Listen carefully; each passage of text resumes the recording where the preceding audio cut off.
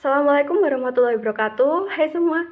Sebelumnya perkenalkan, saya adalah Francisca Firmanda.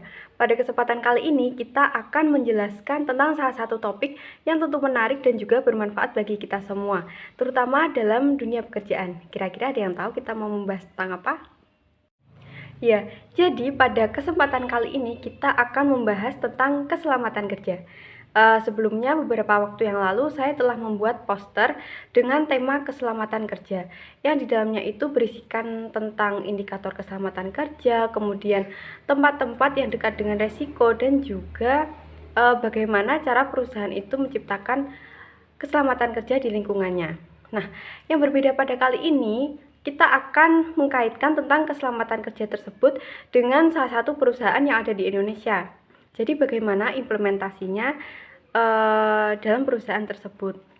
Kebetulan pada kali ini saya ingin membahas tentang PT Total Bangun Persada Tbk. Jadi perusahaan ini itu merupakan perusahaan publik yang mana dalam bidang konstruksi dan memiliki kantor pusat di Kota Jakarta. Baik, akan tetapi sebelum kita masuk ke dalam materi itu, alangkah lebih baik kita perlu memahami beberapa hal. Yang pertama adalah mengenai indikator keselamatan kerja.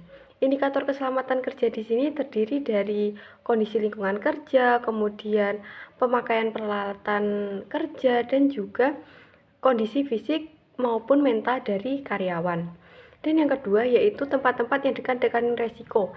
Di sini seperti materi-materi kimia, kemudian suara ataupun getaran yang berlebihan, suhu ekstrim ataupun resiko biologis seperti jamur dan lain sebagainya. Tentu ada masih banyak sekali resiko-resiko dalam suatu tempat kerja. Oleh karena itu, di sini perusahaan harus mampu menerapkan K3 secara disiplin. Yang ketiga yaitu mengenai bagaimana cara perusahaan itu menciptakan keselamatan kerja di lingkungan kerjanya. Jadi di sini itu ada beberapa hal. Yang pertama, bisa melakukan staff training, kemudian mempekerjakan para pekerja yang berkompeten, memasang rambu-rambu, kemudian memberikan APD yang sesuai standar, melakukan pengecekan terhadap mesin-mesin yang digunakan, dan juga dengan menciptakan lingkungan yang bersih juga salah satu faktor. Karena apa? Kalau misalkan di sini perusahaan itu bersih dan rapi, tentu di sini dapat meminimalisir adanya kecelakaan kerja yang akan terjadi. Nah, selanjutnya kita lanjutkan kembali mengenai pembahasan berikutnya, yaitu mengenai PT Total Bangun Persada. Jadi dalam perusahaan ini itu sangat mengutamakan keselamatan kerja bagi para karyawannya.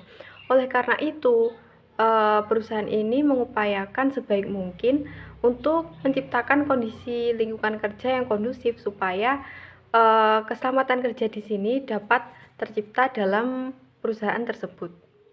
Nah, untuk menciptakan keselamatan kerja, perusahaan ini itu menekankan beberapa hal. Yang pertama yaitu tentang mematuhi peraturan perundang-undangan mengenai keselamatan kerja. Kemudian menyediakan dan juga menjamin bahwa semua perlengkapan untuk keselamatan kerja itu telah digunakan sesuai dengan standar.